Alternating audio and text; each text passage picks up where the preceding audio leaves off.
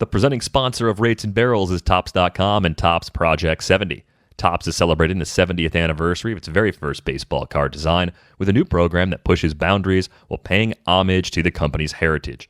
Project 70 has brought together creators of all kinds for this extraordinary set. Graphic designers, tattoo and graffiti artists, animators, illustrators, painters, and even a jeweler make up the artist roster, which includes names like Snoop Dogg, Action Bronson, Ben Baller, Brittany Palmer, Jeff Staple, Tyson Beck, Alex Pardee, and more. Each artist will select their own MLB players and Topps designs from any year to craft a unique story. Ever wanted to know what Ronald Acuna Jr. would look like in a 1982 Topps design? Or how about Mookie Betts in another classic template from the 1970s? 3 new cards launch daily all year long on Topps.com and are only available for 70 hours before they're gone for good. And while you're there, be on the lookout for special cards. Head to Topps.com to learn more about Project 70 and to check out which cards are live right now.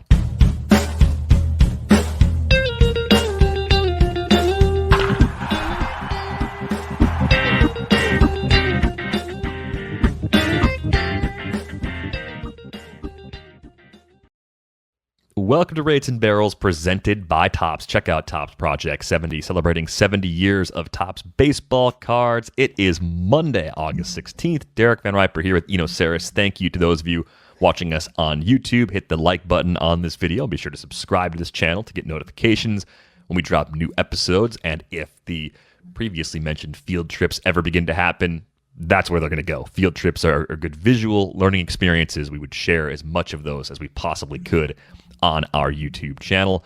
On this episode, we have a ton of ground to cover, a great weekend around baseball. Chris Sale is back, so we'll talk about what some of the underlying numbers are saying with his first start back following Tommy John surgery.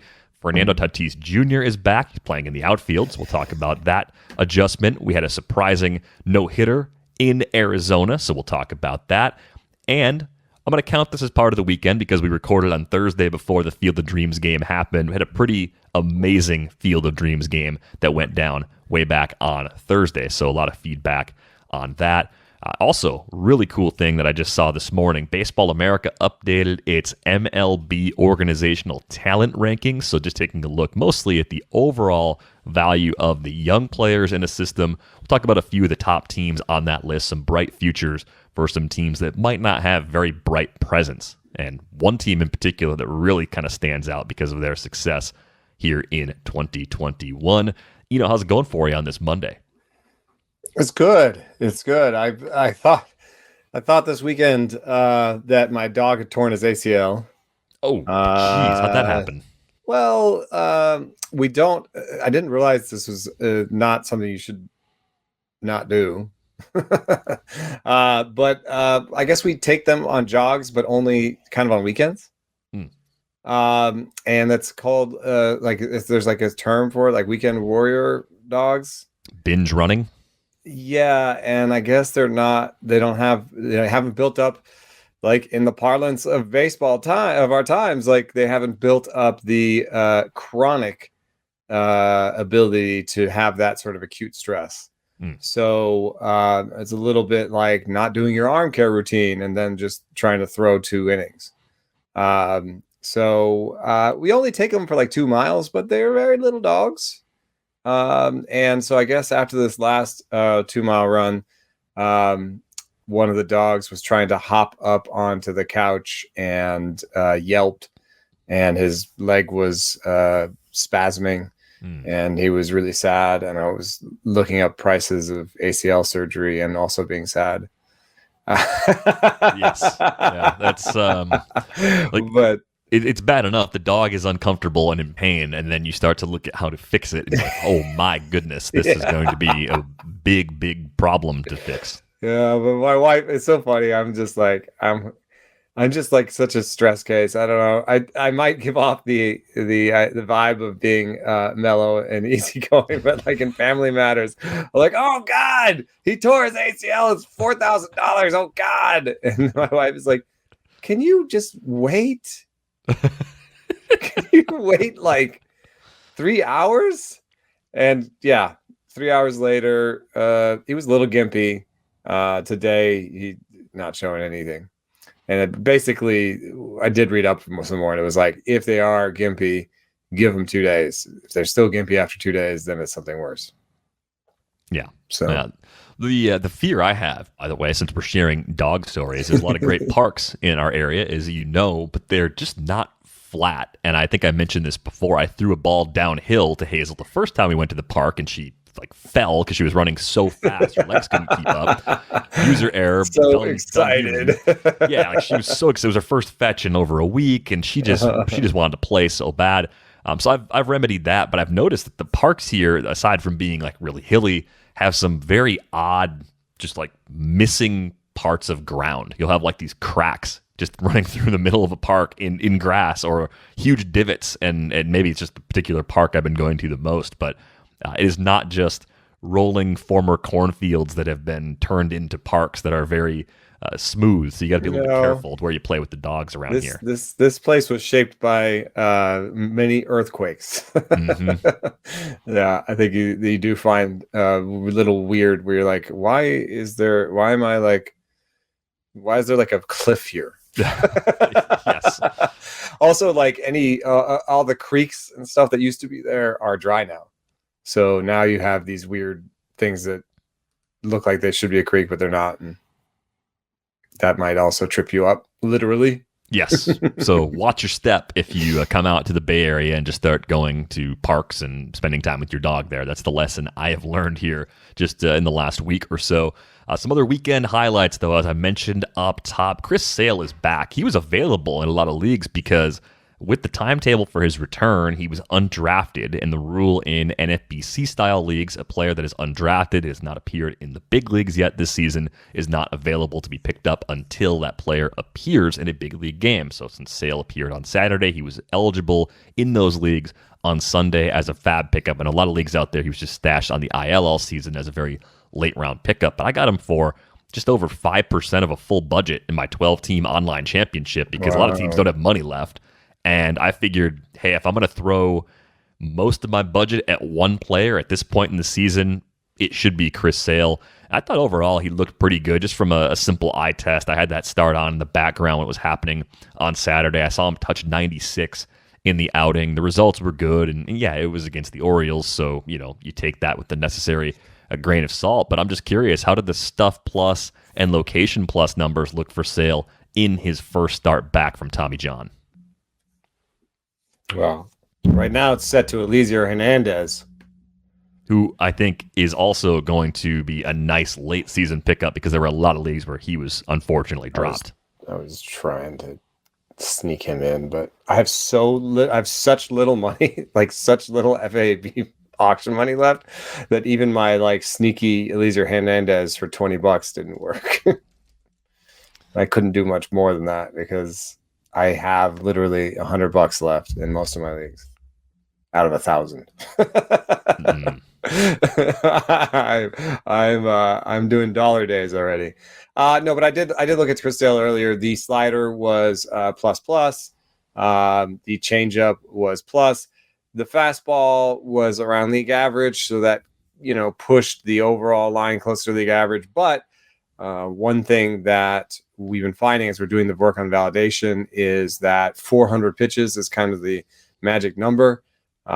So you'd want at least 3 starts before you say anything definitive. I don't know. He's so excellent and the slider's so excellent that I think the worst case scenario is the command does not come all the way back and the fastball is not his A+ fastball this year. And I think even if those things both were true, he would still have like a 3.80 ERA and 10 strikeouts per 9. Which plays just fine. I mean, that puts him kind of in the 20 to 30 range among starters, if that's who he is. And there's a chance that he's even a tick better than that. And that could be not vintage Sale, but if he's a top 10 or top 15 pitcher the rest of the way, I mean, if you are in a position where you had Jacob deGrom and we found out over the weekend that he had another setback in his bid to get back, and Chris Sale was out there on the wire, like you might actually luck your way into something that actually resembles a typical deGrom, not 2021 deGrom, because look, nobody does that over a stretch, but anyone actually could come close over 6 weeks. So I'm pretty excited about Sale. I think there's a lot to like here, and it's just nice to see one of the game's best arms back out there because it's been such a difficult year with injuries across the board. But some good news for Fernando Tatis Jr. as well. He came back from the IL, and he's playing in the outfield. Made the start in right field in that first game back, homered in that first game back. I think this probably sheds some light on a few things long term. I think there's a decent chance that long term he's going to be in the outfield, kind of regardless of what happens in the near term with his shoulder. This gives me this belief that maybe we are going to have some kind of off-season procedure, even if it's just more of like a cleanup sort of thing, that we're not going to have a simple rest sort of off-season for Tatis. It's going to be a news-filled off-season. But I also think this probably clears the way for C.J. Abrams to eventually take over as the Padres starting shortstop at some point, maybe in the first half of 2022. He's had injuries in the minors this year that have kept him from cruising through the upper levels of their system. I think we both thought there was at least a chance that in the event of a Tatis long-term injury that maybe Abrams would actually be debuting around this time. His season is over because of a fracture, I believe, in his leg. So if you look at this situation from the long haul, those are my two takeaways. Abrams is probably their starting shortstop by this time next year, and Tatis probably needs some sort of work done this offseason. Yeah, it is interesting that so we already have like two separate seasons of data for Fernando Tatis defensively, where it's like one, he was one of the worst shortstops defensively in like his first season, and then it looked like he really went to work, and the type of plays that he wasn't making were the easy plays, so we thought, okay, he just has to dedicate himself to it, and he came back and he's one of the best. And then this year he's kind of regressed a little defensively. So if it's not just that he has to dedicate himself to defense, and maybe there is a softness there, like he's not going to be the best defensive shortstop, and he's not going to stay there forever, then you just have to think about where he's going to play, because his bat is so good that's what we're seeing, right? Comes back, plays right field. His bat is so good, you need him in there. And probably the contract will be okay, even if he's a right fielder at some point. But I do think that's a little aggressive to take him off a shortstop next year, depending on the outcome of this surgery that he has. I think if the surgery is, sort of what they expected and not that big a deal and just a little cleanup in the shoulder, and he's already doing baseball activities before spring training starts, then I would just put him back into shortstop. Yeah, we'll see how they play it, but I think there's going to be a lot that the Padres have to consider as they move through their offseason once they get there. This is the best offensive player Tatis has been as a big leaguer so far, a 172 WRC plus this season. He's only played 89 games entering this week, but 33 homers, 23 steals. He's 23 for 26 as a base stealer, and everything just looks so good for him at the plate. I think the other kind of related question here would be, where are we comfortable drafting him in 2022? We're missing the full extent of what the offseason is going to bring for him, but if it's an on-again, off-again injury concern with his shoulder, if we don't get some sort of clarity that the procedure that he eventually has is going to reduce the likelihood of these setbacks, does that bump him out of the top 5, even though he has an easy argument to be the number 1 player in fantasy based on pure talent right now? I so want him. It's been really nice having him on my fantasy teams. He's a really great producer. He's, I've even had him in OBP where I was a little bit worried, and he's had like a 380 OBP this year. The one name that bothers me when I think about, just put him in the top 10, top 5, is Cody Bellinger.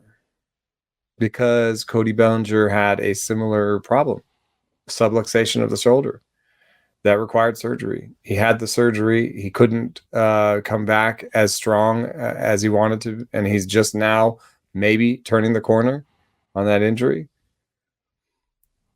So you wouldn't want to get the Cody Bellinger 2021 next year for top 5 prices. No, I would not wish that on anybody. But then Cody Bellinger was also his production wasn't as amazing before, right? Cody Bellinger's 2020 wasn't as good as Fernando Tatis' 2021. No, and I think the other thing that is really kind of eye-popping, I'm looking at the RotoWire earned auction values for this season. Is he still really good? He's number one. He's been a $42 player to this point. Vlad Jr. right there at 41, right behind him. But that's with 89 games compared to 116 from Vlad Jr. There's a little drop. Bo Bichette is third among hitters, by the way, which you could have given me 10 guesses as to who that player would be, and I wouldn't have hit Bo Bichette as number 3 in earned value. I don't think so. Is it because has he stolen a bunch of bases? That's probably got a lot to do with it. He's also got 89 runs scored. So he's not only has he showed power and speed, but 286 with 20 homers, 77 RBIs, 89 runs scored, and 17 steals. So, I mean, it's been a great season for both. Stat stuffer in every category. Yeah, I think that it's one of those things where I think where you put him in the top 5 depends on a little bit depth, what the waiver wire looks like when he goes down, what your IL rules are. I think you will want to think about that a little bit, and that makes me say maybe not a number 1 pick, because the number 1 pick you don't want to think about. It's tough, but who is the number 1 pick? Acuna's coming off of ACL. Yep. Tatis is coming off of this. Betts has a hip thing that looks chronic. Yeah, Trout you're not is taking no Betts at longer 1. Number 1. Is Trout coming back this year? I mean, I'm beside myself that he's not even close to returning, at least based on reports. Doesn't seem to be close to returning right now. That league where I have where I nursed Ohtani and Alvarez in a one util league. Oh yes, I do. I'm gonna win that league, and I'm gonna win it on the back of Ohtani and Alvarez with Trout on my IL like the whole season. I had Trout and Bregman as my other 2 keepers out of like the 5 keepers. And Alvarez and Shotani have been so awesome that it doesn't matter. I got almost zeros from those 2 guys. Anyway, nobody cares about your team. I would say maybe Tatis is number 1 then, because who am I missing? Are we going to push Vlad into the top 5? So here, the top 5 from this year, you mentioned Acuna. Yeah, coming off the ACL, probably not there right away because there's a possibility, depending on how the rehab goes, that he's not quite ready for opening day. I think there's pretty bases. Right, might not run as much right away. A lot of questions, just that he's not quite the same guy immediately. Long term, he should be able to bounce back from it. So Acuna probably not in there. Tatis is in the top 5, I think. Yeah. Unless there's something major, if it's like an unexpected labrum repair or something, which doesn't seem like the case with Tatis. But Betts and Trout, I think, are not. Yeah, DeGrom's probably out of the top 5 right now, based on what you're seeing at this point. I don't think you want to put Cole in the top 5. Maybe. I mean, there's going to be some projections that say Cole is still top 5. Is Juan Soto a top 5 player going the next season? Without steals? Without steals. I mean, if you can put Vlad Jr. in there, then I would argue that you should be able to put Soto in there just as easily. Where's Soto on your earners? Yeah, let's hear some more earners. Some more earners. Soto, because of missed time. Wow, Soto, you got to search down. He is $25. He's not. How about some top 10 earners? Let's just listen to the other 5 in the top 10 earners. Here's the straight top 10. It's Tatis and Guerrero at 42 and 41. The drop to Bichette at 35. Rafael Devers at 34. Marcus Semien at 33, rounding out the top 5. And then you got Trey Turner at 32, which makes sense. So he's probably in the top 5 going the next season. Matt Olson at 32. We talked about his new approach. Obviously, the counting stats are great. The power's been there, and the average has been there. Walker Buehler is the first pitcher here. He's at $32 as well. Ozzie Albies and then Freddie Freeman round out the top 10 so far, with Jose Ramirez also tied at $30 with Freddie Freeman. The top 5 took a real big hit, and I'm not like anointing any of these guys consensus top 5 right away. I guess Turner might sneak in. Turner has lived in the first round long enough where I think people will have more confidence in him than a lot of the other guys who are you don't getting here for the first time. On Marcus Semien at that sort of price, I don't think. But holy crap, is Walker Buehler the first pitcher off the board? Because the first pitcher off the board probably cracks the top 5, at least in NFBC formats. Is Woodruff really close? Because I was like trying to get Buehler and Woodruff in every draft. Yeah, Woodruff, I think, should be really close. Let me get the full pitcher leaderboard up just to see that. It's real close. Buehler's 32, kind of off on his own, but that's in part because 12 wins on top of those great ratios. DeGrom's at 28, even with all the missed time. Zach Wheeler also at 28. Gossman at 27, and then Brandon Woodruff at 26. Scherzer at 25. How about the Brewers with Peralta at 24 and Burns at 23? So you're looking at those guys, and then I think Chris Bassett and Garrett Cole are tied at 22, as is Carlos Rodon, kind of rounding out the top 10 among pitchers so far. I think it's really hard. I think it probably goes something like Tatis, Turner, Acuna, Soto, Devers, or something. And I think if I had to make the decision today, I think I would jam Vlad Jr. in ahead of Acuna, and someone would get a deal maybe ahead on of Soto. Maybe where I have Soto, put Vlad. Tatis, Vlad, Turner. Tatis, Vlad, Turner. I smell a Twitter poll. Soto versus Vlad it's such a recency bias sort of debate. Yeah. I think it's like dead even, but I think if you put it on Twitter, but how good are the Nationals? Vlad Jr. 80-20. Are they going deep rebuild, or are they just going back to the well and spending a little bit? I don't know. They seemed like they were willing to trade anybody. They traded away a guy who was under contract for next year. Yeah, that was Turner. I thought it was unexpected. I didn't see that move coming at all from them. I think the bottom line here is the first round as a whole wide open for next year because of all of the injuries, all of the issues that have come up this year. And that's wild.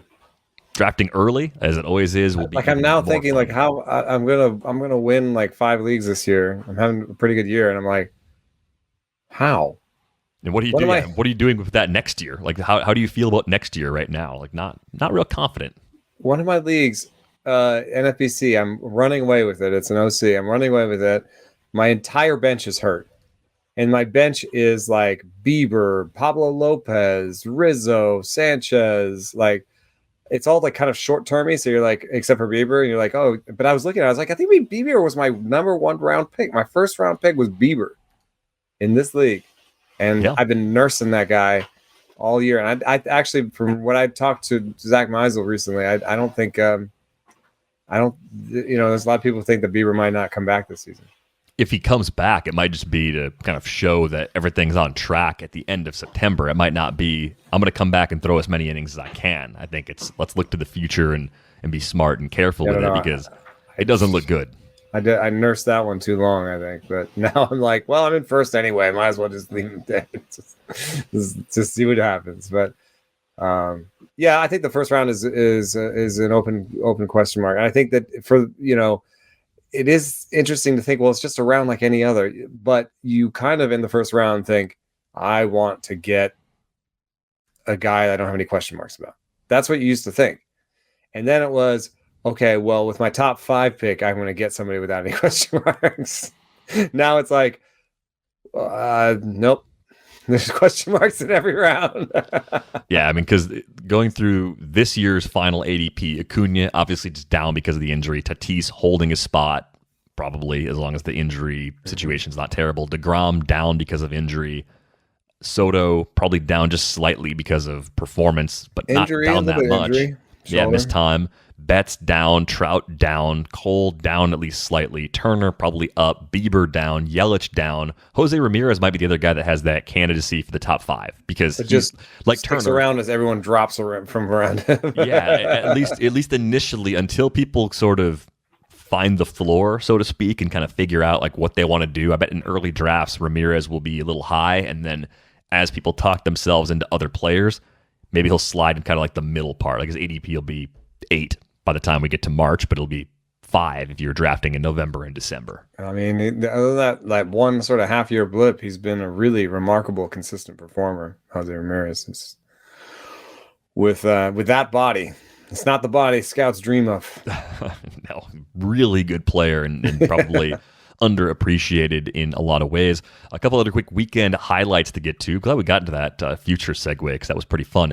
How about that surprising no-hitter from Tyler Gilbert over the weekend? I saw this courtesy of the Associated Press. Tyler Gilbert threw a no-hitter in his first big league start, and he was the first pitcher to do that since Bobo Holloman. Amazing. I've never heard of Bobo Holloman before. Happened in 1955, I believe. Yeah, that sounds like a 1905 name, really. Sounds like you would have played with Oyster Burns. The Oyster Burns stabbed him. Yeah. Tyler Gilbert. I'm pulling it up. I just I remember it doesn't blow you away from a location and stuff standpoint. His best pitch was the knuckle curve by Stuff Plus. It's the only pitch that's above average, and he threw it 11 times. His cutter four seam combo, they look like both like basically average pitches.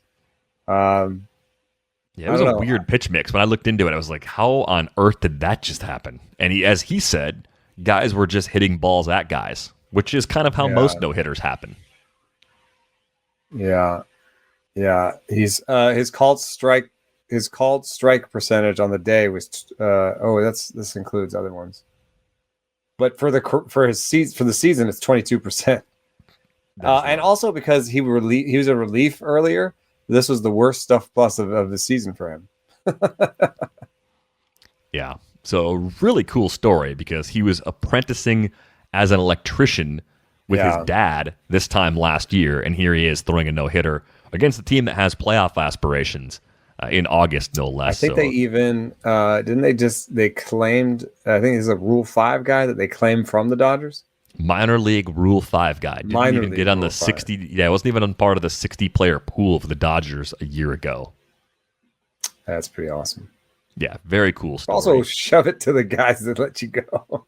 Yeah, I like that. The other weekend highlight, which I'm just rounding into a weekend highlight, of course, was the Field of Dreams game with the stock-off from Tim Anderson. That game delivered on every possible level, which I think Major League Baseball needed. And there was a great email that Chris sent us, one of our listeners. The way Major League Baseball handled ticketing, Iowa residents actually had the first priority to buy tickets. Face value was like $400, though. So they were cost prohibitive, which is a problem. And then, of course, like special event and sports, the people that get those tickets access first are going to try and resell them to make some money. I would imagine this happens with Winter Classic games in the NHL, right? They play in baseball stadiums and football stadiums. They played a game at Lake Tahoe, which I think had to be scrapped partway through because the ice was melting. But the scenery was beautiful before that game was put on hold. They did have a Little League game playing the night before at the venue, so that's pretty cool as well. And Chris's email points out to you that Field of Dreams is way better than Space Jam or Detective Pikachu. I didn't really provide a lot of insight into my lukewarm tone about Field of Dreams. I don't dislike the movie. I think I was disappointed as an adult rewatching it for the first time since I was a kid. Like as a kid, I had it on the same level as Sandlot. As an adult, I actually think The Sandlot is a slightly better all-around baseball movie, but absolutely worth watching if you haven't seen Field of Dreams. A surprising number of people hadn't seen it, probably watched it over the weekend after seeing the game. I thought the execution of the event itself, just the way the game played out, it was Hollywood worthy, right? Like everything Major League Baseball could have wanted from White Sox Yankees in Dyersville, Iowa, it all sort of happened. Yeah, it's the nerd in me was wondering about park factors. Park factors are hard enough to figure out when you've got seasons worth of data. So just watching one game, I was like, well, did they just make another Yankee Stadium? Because everything was going out to right field, right? Mm-hmm. But was that wind? I did see some speculation in our inbox for juiced balls. And I will have to say that having just been in Denver for the home run derby, where they not only turn the humidor off for those balls, but also use special home run derby balls. So in essence, juiced balls. It doesn't seem impossible that these events where we don't have TrackMan and Hawkeye, we don't have any way to track it, that those balls might be different. I don't know. It's not insane. But I did wonder at least a couple times what was going on with the ball and the stadium when the homers went out. It's not that the homers were just enough. Most of them were pretty no doubt. But I don't think that I thought when I saw Tim Anderson make that contact on that last pitch, I did not think home run off the bat. I think he knew it was a home run off the bat. Though. Yeah, so I mean, you take batting practice in a venue, you see how the ball travels, and you can probably get that feel pretty quickly. But that was an email from Peter, by the way, that wondered if they had used juiced balls. I think the way I would describe it is, I don't think the level of henchmanship, I hope that's a word. If it's not a word, henchmanship is now my word. Henchmanship is now my word. I think it's at a level where they say, let's get some super spring baseballs for Iowa. I don't think it's quite like that. I think it's more like, we're not going to put these baseballs in a humidor, and we're going to set it up in a way where it will probably be a more springy ball, but it's not like specially designed. It's just there are things they could do to control it that they won't do for a situation like that. Yeah, I guess if I had to guess, I would guess I was dry and hot. Yeah. This time of year, very dry, very hot. Yeah. So, and I saw Derek Carty had a thread trying to project the park factors. It was projected to play hitter friendly. Oh, okay. Yeah, Carty's on top of the park factors, man. He nailed that Arizona change with the humidor. He did. He absolutely had did. That one figured out. So I think the big question here going forward, the Field of Dreams game, clearly a success. People loved it. They're still talking about it days later. Who plays in it next year? And I mean, how far into the future do you think we do this? I think you could do this at least for 4 or 5 years, if not longer. You did the hard part. You built the stadium. You have the infrastructure in place. I think you got to kind of make this a bigger deal and rotate more teams through. Do you think it has staying power? What's the hockey one? They do it every year. The Winter Classic, and the thing that makes the Winter Classic work though is it's a different venue, right? You play a hockey game in Fenway Park one year, then you play one in right, and Coors also Field it's the next not tied to a movie. Like it's kind of weird that it's so tied to a movie. Like we're gonna celebrate Field of Dreams every summer.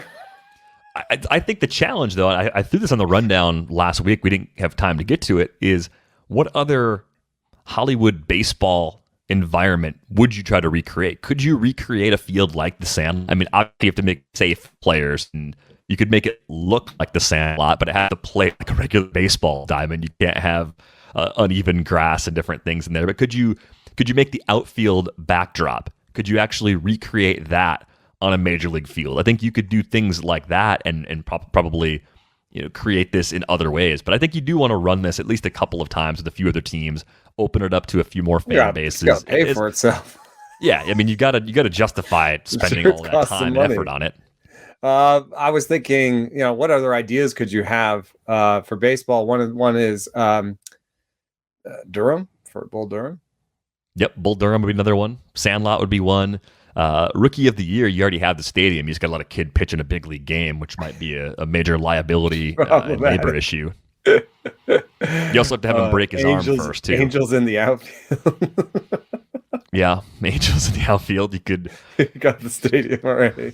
Already. That's why I say don't tie it to the movie. I think it gets weird when you tie it to the movie. Also, then you're like celebrating one movie every year.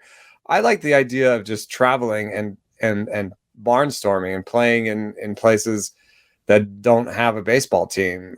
Play in England like they do in football. We did that once for baseball, but play in Latin America, man. Like what? Latin America loves baseball. Why do we have a game in Dominican Republic? Major league game. Yeah, I think the infrastructure situation everywhere you want to bring this game does become a challenge. If you're trying to get thousands of people to be able to watch, you got to go to a place with a stadium, or you have to build one. Probably why they did Puerto Rico before Dominican Republic. Or you have to have some sort of portable stadium that you can put around an existing field easily, which I think would be a really tough engineering sort of thing to do. But again, I came away very impressed by all this. There were chances for it to be kind of overdone and silly, but I think the Blue Jays should play a game in Buffalo every year going forward. Just as a tradition? Just like a series. Yeah, why not? Like, just remember, hey, this was our COVID home park. Let's do this. I guess major league cities especially don't want to lose any home games, especially businesses near the ballparks, but imagine if every major league maybe team... one of those last spring training, remember when that rivalry week? Mm-hmm. The spring training games where, out here, it's always the Giants play the A's right before the season starts.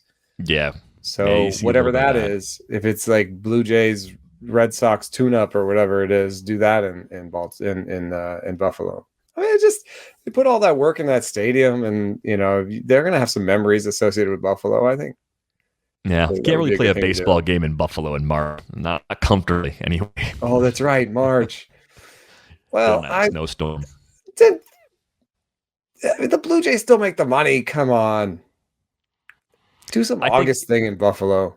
it would be cool if we had a way of playing a game that mattered in the AAA city where each team's affiliate is located. Like that would be one way to sort of build up the relationship between the major league fan base and the minor league city, because clearly those are big markets that don't have a team of their own. That's But it like would my make Buffalo. more sense. That's the feeling I'm getting. Like that's what I'm talking about with Buffalo. Yeah. Right, like if there were a big faction of White Sox fans in Charlotte, where their AAA team is, or if in Nashville there's a huge contingent of Brewers fans, right? That'd be kind of cool to have these different things. You'd have Brewers bars popping up in Nashville. Like you can have stuff like that anyway. But I just think it's another way to kind of grow your fan base, have a larger footprint for people that follow your team and care about your team. Minor league parks should not switch organizations from year to year. Like you should have really long contracts to build that up, so that you almost have like sister cities, and you have this real affiliation with your minor league cities. You know what I mean? Well, I think in a perfect world, you'd always have something within about 2 hours, right? I mean, even the distance from Chicago to Des Moines, where the Iowa Cubs are, like that's close enough because of modern travel and being able to jump on a plane and get there very quickly. That kind of works, but it starts to break down just because there aren't enough, I guess, adjacent big cities to pull it off. I don't really understand why that's never been the case. Obviously, But even there's if it's a little bit further, I think it's cool to have I like this idea of like okay, if we're going to slim down the minor leagues, then let's like lock these relationships into place and have some sort of long lasting relationship that you're building with these other cities. I think it could lead to a lot of fun. And maybe it solves some of the logistic problems that we've talked about in the past too, where teams can better support the players there because they know they're going to have the property there. Right. Yeah. Like forever. if you're going to be in Tacoma, or you're going to be in Stockton for a long time, then build a little dorm there for your players so they have somewhere to live. And boom, like that's going to be your spot because you're locked into Stockton for 20 years, Yep. And then you can actually make an investment in their lives in a way that'll really matter to them. So I think that it's actually super important. And I think right now you're seeing people leave the minor league game because they can't afford it. And that will trickle up to what we're seeing is the minor leagues right now they're already reporting reduced quality of gameplay. JJ Cooper had a piece out about this in Baseball America where he said fielding percentage is at like a 10-year low. Strikeout rates are at a high and walk rates are low. And of course, some of that is game trends, but some of that also is just they had a full year off. And then some of that is this, you throw the housing crisis on top of that. I mean, like, how awesome are you going to be at playing baseball if like you're sleeping in a car because you can't afford a hotel room for the night? Right. Yeah. I think the other factors, that was a great article that JJ put together. The other factors, I mean, you change some rules at low A. You also have really young players showing up there because of some of the changes with rookie ball. I mean, there's just all sorts of. But I had a major league outfielder share that article with me saying, this is 100% true and it's already visible at the major league level that they're calling people up that just have no. And I think about it this way, this is anecdotal, but think about it this way. How many rip the doors off the hinges debuts have we had from like a young hitter this year? From young hitters, none immediatly come to mind. I can't even think of one. Let's take a look. Rookie hitters so far this year. Jonathan India is not like young, but he's been good. But he also played in the big leagues before this year, right? I don't think Jonathan India played in the big leagues. No, okay. He debuted this year. India had a pretty good. That's a pretty good debut. Adolis Garcia is a little older. Akil Baddoo is a Rule 5 pick. Not like amazing, but good. Andrew Vaughn has been solid overall and better lately. So he's kind of trending in the right direction. But I think your point stands. I mean, it hasn't been a great year for rookie position players as a group. It's been a really tough year for them. And even guys that we thought were going to be closer to can't miss sorts of players. I mean, Dylan Carlson, by no means has he been bad, but he's only been a little above average. He's got a 108 WRC plus, right? He's got a 261, 341, 419 line. Jared Kelnick, who I thought was going to hit the ground running, he hasn't quite figured it out yet. I think he had a Martian pretty big Adele, weekend, but yeah, it's a pretty long list of guys that have let us down, and I don't think it's necessarily because they're bad players. I think it's because what they're trying to do with the transition from AAA to the big leagues right now, it's much more difficult than we realized because of all these pretty unique factors from 2020. I don't know that, there's an angle to take on this. Young players are always a risk. I think that when we draft in redraft leagues, when we think about this, we all know that they are probably a bad bet on some, but we always take try to take a couple educated bets, maybe pay a little bit less, get a second tier guy, whatever it is. We all have a rookie strategy, right? I mean, everyone has their thoughts about, how valuable rookies are and how to treat them in our leagues.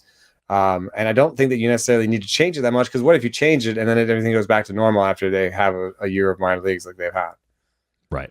I would just generally say that I'm in the camp that thinks that players making their true debuts are not always the best investments. The numbers bear that out, and Ariel Cohen's done the research looking back at FAB. I think Jeff Zimmerman at some point had done it too. Usually you don't hit on the Juan Soto, Yordan Alvarez sort of level. More often than not, you spend more than you should in FAB and get less production than you would ordinarily get if you spent that much on a player in season. But I'm glad you mentioned Baseball America. They've done some great work throughout the year. And, well, as long as I've been reading stuff about baseball, they've done great work. They had a recently released updated list of the top organizations in baseball just in terms of overall talent. And you should check out the full list over at Baseball America. I'm not going to give away all 30, but their top 5 came in with the Mariners at number 1. Not really a surprise there based on the core they've got, Kelnick and Julio Rodriguez and George Kirby and Logan Gilbert, right? That's just the top. The group of prospects they have is really good. They are a young team positioned with a very bright future. The next 3, I think, might surprise some people. We have the Orioles, the Royals, and the Pirates. And the Giants round out the top 5, which is just, when you think about how good they are right now at the big league level and how old they are at the big league level, I think that bodes really well for their chances of having this current old group, which actually will stick around a little bit longer. Brandon Crawford just got a 2-year extension recently. As those guys fade away in the next couple of years, that young talent they have coming up will possibly just keep them at a very high level. So this could be a sustained peak for the Giants on the horizon. It might not just be, hey, they were really good this season in 2021. They did some things right. The league caught up to them. They might be kind of offsetting the loss of these players in the next couple of years with legitimately good prospects. But Orioles, Royals, Pirates all being in the top 5. If you're a fan of any of those teams and you're understandably frustrated or disappointed at how things have gone for yourselves in 2021, the future looks pretty good. Yeah.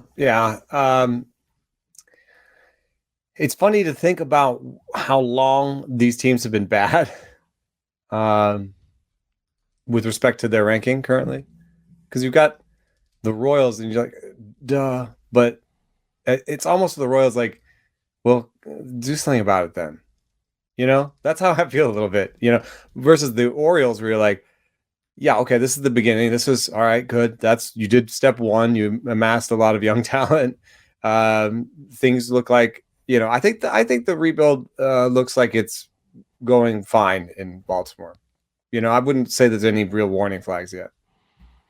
They haven't traded away as many guys as I might have expected, but maybe that's because they think they're starting to build now and they've got these arms that are going to pop. DL Hall and Grayson Rodriguez are going to come up. I have to admit that other than Rutschman, I don't really know how much position player depth or position player prospects they've got. They must be younger because they're not coming to the top of my head. I know that Yusniel Diaz, I think, has really fallen off. So I don't I don't know if it's more like of a depth thing or just like really young players that I just don't know about. But I would say that the Orioles looks fine. The Royals one looks to me like, okay, you guys, like, come on, like, like it's been a pretty long time. You've been rebuilding for a while. This better start coming together. The Giants is just amazing when they do that. That's when you have the Dodgers and the Padres, winning in the moment and still sporting really great prospects. That's when you usually feel like you're set up for a really good run. That's what comes to mind to me when I look at this list. Yeah, I think the Royals have only been actually like bad for 3+ years now. Going back to 2018, they were right near 500 in 2017. They were at 500 in 2016. They obviously won the World Series back in 2015, and they lost in 7 in 20 So back-to-back World Series appearances, okay, 2 500 seasons, and then back, like a 4-year dip. Like that's normal. Like I think when teams win the World Series, especially smaller market teams, but most teams when they win, there's going to be a correction. They're going to lose a lot of that core because they probably had a bunch of controlled guys who became free agents. They couldn't retain all of them or chose not to. I was extrapolating. I'm extrapolating a little bit of being unimpressed in their pitching prospects as they've come up. I think we've now had 4 or 5 in a row that you're like, ooh, but wait till Jackson Kowar comes up. Wait till Brady Singer comes up. Wait till Daniel Lynch comes up. And I mean, are any of those guys above average major league starters? Fair question. And I think the problem they're going to run into is if none of them become above average big league starters, are they going to be competitive going out trying to get the occasional ace that could be available in free agency? Even the second tier guys like Zach Wheeler, obviously like pitching Charlie like an Morton, ace. the older guys that you can sign for a couple of years. Yeah, that's a tough tightrope to walk, but I think the reason why they are grading out so favorably right now, I mean, obviously Bobby Witt Jr., high expectations there. Nick Prado has really reinvented himself. Eric Pena looks like a really good international signing. MJ Melendez, they have a future catcher to eventually take over for Sal Perez. It looks like they do tick a lot of boxes, especially with 2 guys up the middle who are going to be impact players. And then I think because of the volume of that pitching staff, I think you can find believers in each of those guys. Like even if we're somewhat like underwhelmed relative to expectations on Daniel Lynch or Brady Singer or Jackson Kowar or even Asa Lacy with some of the issues he's had with control in the minors, right? You still have believers in some combination of those guys working out as good starters for this team in the long run. Yeah, it's a lot of players who could pop, I guess.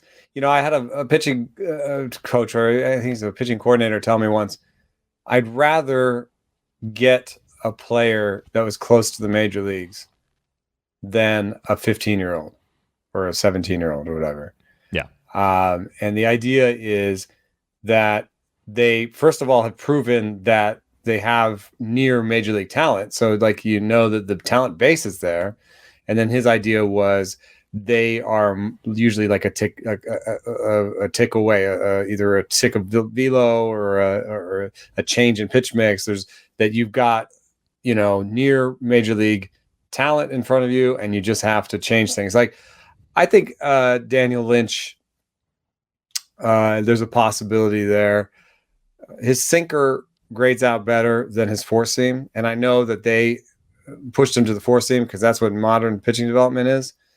But I think if he actually went to a sinker, change-up, slider situation, that would be his best foot forward. And I think he might be a better pitcher then. So I kind of, even though his raw stuff right now is 91, I see, 113 stuff plus on the slider, 113 on the curveball, a change-up that he locates really well. I think he's the guy that who are the other one? There's Brady Singer. I'm counting Singer as part of it since he came up last year. Lynch, Lacy, Kowar, I would say are the core guys. Yeah, I wish my app was a little bit faster, but Kowar Hernandez might be part of that. We talked about him on the last episode. Yeah, I think that's literally my favorite of the group. Brady Singer, nothing is above average stuff wise, so I think that's going to be really rough on him. There's no like sort of pitch mix attack that I can do. Who else was? And then Jackson Kowar, I think, just had like minus command, right? Right. And it's like, okay, so clearly he was amped up for that first start. The fact that it happened again the turn after that is a little bit of a concern, but he's been generally, well, he was pitching really well at AAA. That's kind of, man, I wonder if he's got a case of the thing right now, because his numbers in the minors have taken a turn for the worse since that big league debut too, and things were looking so good for him through the first 2 months of the season. It's crazy. Stuff Plus really doesn't like these pitchers. Kowar doesn't have a pitch above average by Stuff Plus, and his location is the worst I've ever seen. 80s. I've never seen that before. But it was 3 appearances. You know, it was not 400 pitches, so maybe there's more there. But I think if I had to pick one, it would be Lynch, and it would be, like some sort of KZ Mize-esque second year where he comes back and he's retooled, his sinker, and he's gonna, or like Logan Webb, where like he was like, why am I throwing so many 4-seamers? It's not that good of a pitch for me. Logan Webb comes back and leans into the slider and the sinker, and has all that success. So I think Lynch is my guy out of the group, other than Carlos Hernandez, who just needs to kind of slowly, improve the command over time. I think that's all he's got to do. Yeah, and I think it makes sense. I mean, pedigree alone, Lynch was probably clearly the best of the bunch based on expectations, with the exception of Lacey because of where he was drafted. But the last 4 appearances for Lynch, definitely a step back in the right direction. 2.66 ERA, 1.18 WHIP during that span, 19 Ks and 23 2/3 innings. So maybe starting to figure some things out at the big league level. There's an interesting side conversation here. We're doing all this work on Stuff Plus to try and get it to the public and in a way that y'all can just like play around with those cards and stuff. And so we're doing some of the validation work. And one thing that we just found out is that Stuff Plus and Location Plus both matter a lot in Pitching Plus. So if you kind of want to look at a player in the now, you want to look at both. And Location Plus, Command Plus does not add any information to our model over Location Plus. So I'm comfortable using Location Plus as a proxy for Command Plus going forward. But here's the thing that was really interesting. Even though they're both equally important in our model, Stuff Plus is stickier year to year. I think that makes some sense because it's the shape and movement of your pitches. That doesn't change as often as I think maybe you go to a different team, you have a different pitching coach, you have a different approach. We're going to start throwing the cutters here or there. You know what I mean? That seems like that happens all the time. Like what do you hear happen more often? I've developed a truly unique new pitch that is different from my other pitches, and I'm going to start using, or I just started featuring the cutter inside to lefties more. Yeah, the latter, because it's a much smaller adjustment. Exactly. It's like you already do this ththing. Try doing this thing the same way you've always done it, but over here. Yeah, exactly. That's a much more subtle change. And I think on top of that, also in terms of subtle changes, I think that like the health stuff that they go through, they're going to let them pitch if they can hit 96 and shape the pitches like normal, right? They'll be out loud out there. But if they maybe have aches and pains that don't show up in that, then they'll show up in location, because I feel like that's the it's more finicky. Mm-hmm. Command is more finicky. It comes and it goes. And we have some numbers to back that up now. So it came up because I was looking at acquiring Bailey Falter and Sam Long in a trade that didn't end up happening. You're not going to get into that right now, are you? It's just one of those things where we did 80 million back and forth. It was the same friggin' deal at the core. And me and my team partner were just like, whatever. But we were trying to look at Bailey Falter and Sam Long, which also, it's a very small deal to acquire Bailey Falter and Sam Long. Come on. Anyway, it's pretty small. But looking at them, they're very different. Bailey Falter has good command of average-ish stuff pitches, of many of them. Sam Long's a little bit closer to being a 2-pitch guy with the best. He has the pitch with the best stuff out of the 2 pitchers is his curveball. Which one of those would you bet on going forward? And it seems like the bet is Sam Long. The best pitch probably gives you the best chance of being something. Reliever, so, exactly. Yeah. I even put this one to a pitching coach I know, a major league pitching coach, and he said, "Yeah, I think I would take Long because they're both probably 45s as starting pitchers, but Long is the guy who could be a 60 reliever." Right, and Falter would probably just be a 50 reliever. Yeah, if everything clicked. I think then the other question is if the command is similar for those 2 players, or location. And just for anybody who's listening who doesn't know, 45 is average on the scouting scale. So. We're talking like are either of these guys have a potential to be above average starting pitcher? Maybe not. I mean, they don't really profile that way. Yeah, 60 would be a high leverage, like wipeout reliever, probably going to make some all-star games. Like that's the type of pitcher you'd be talking about, like a 60 reliever.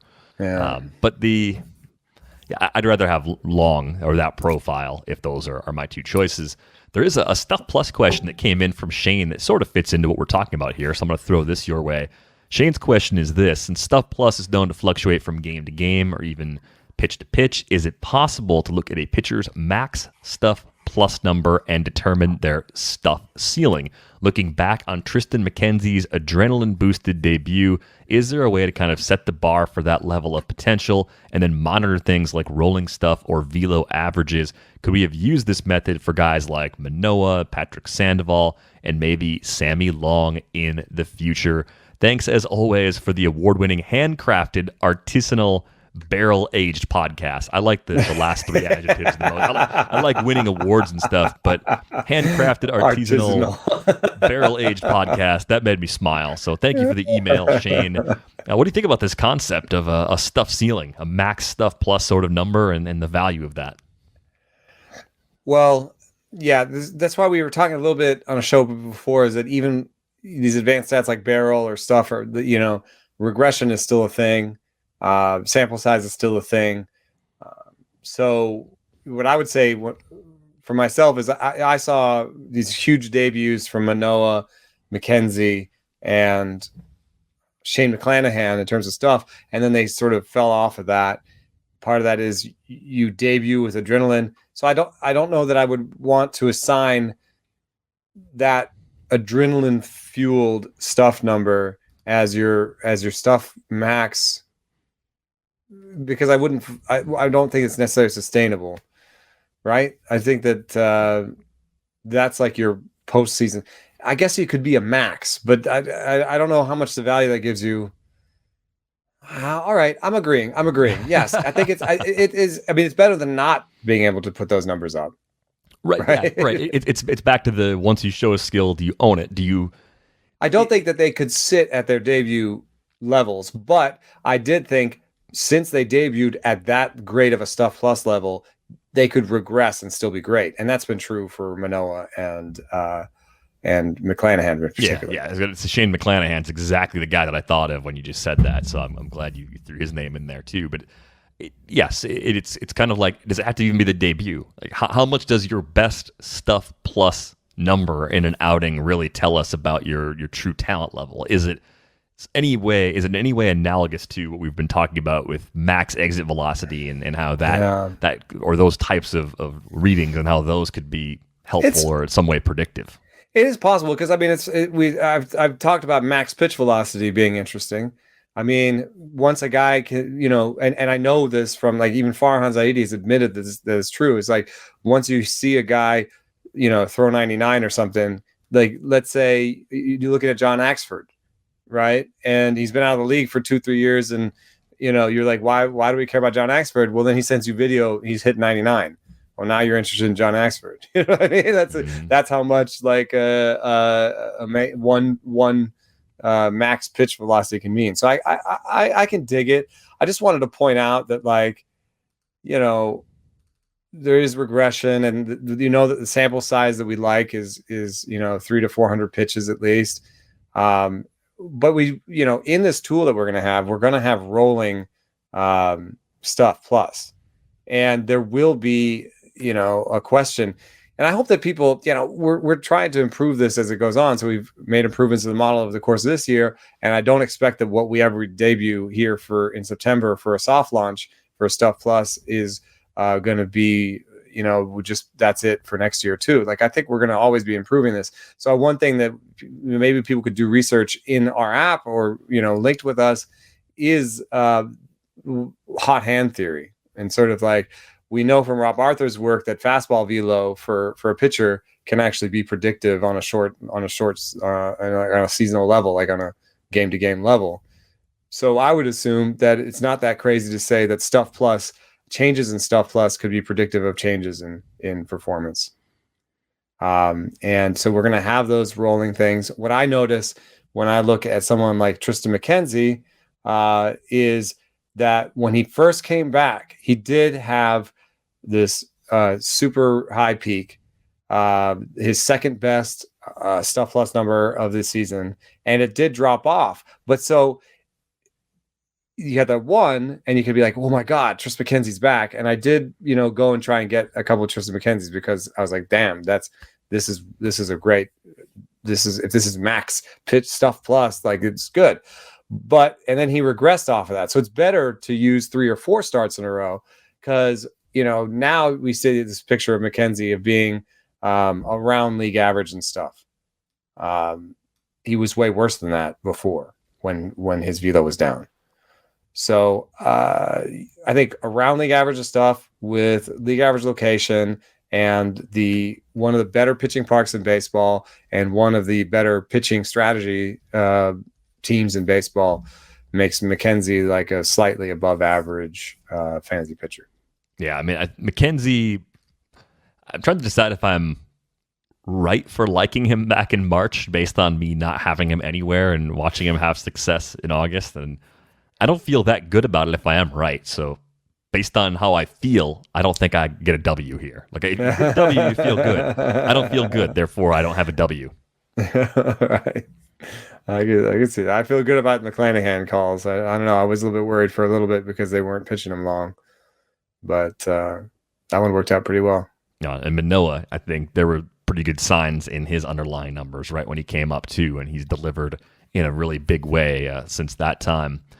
We are going to go. Before we go, I'm going to let everybody know you can get a subscription to The Athletic for 30% off. It comes out to $3.99 a month at theathletic.com/rates and barrels. Get all of Eno's pieces, Eno's articles, Eno's stories, and everything else we do as well, including the fantasy football draft kit. That season is upon us now that we're in the back half of August. On the rare occasion that I write something, that's included too, but really you're signing up for everybody else because they write a lot more than I do. On Twitter, he's at Enosaris. I am at Derek Van Riper. You can also email us. ratesandbarrels@theathletic.com is the best way to reach us. That is going to wrap things up for this episode of Rates and Barrels. We are back with you on Wednesday. Thanks for listening.